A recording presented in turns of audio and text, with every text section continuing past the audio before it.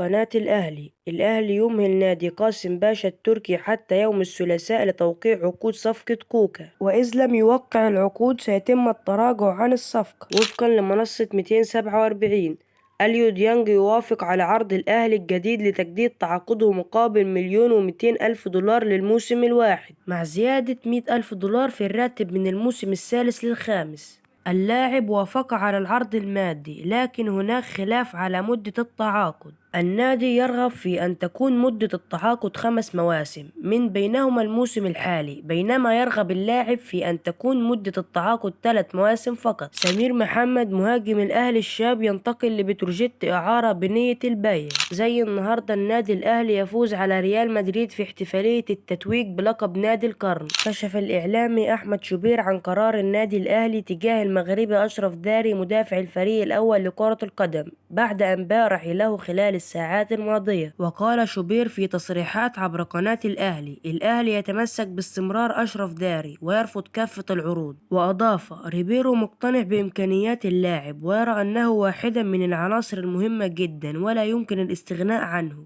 وأن كل ما قيل بأن الأهلي يتفاوض مع أي من الأندية كلام غير صحيح نهائيا. بيراميدز يحتفل بتتويجه بطلا لدوري أبطال أفريقيا بحضور وزير الرياضة. احتفل نادي بيراميدز برئاسة ممدوح عيد بتتويجه بطلا لدوري أبطال أفريقيا في حفل رياضي كبير بأحد الفنادق وبحضور نجوم الوسط الرياضي. وجاء على رأس الحضور الدكتور أشرف صبحي وزير الشباب والرياضة، وأحمد دياب رئيس رابطة الأندية المحترفة، وخالد الدرندلي نائب رئيس اتحاد الكرة. كما حضر عصام الحضري وأحمد حسام ميدو وأشرف نصار رئيس نادي البنك الأهلي وأيمن الشريعي رئيس نادي إنبي.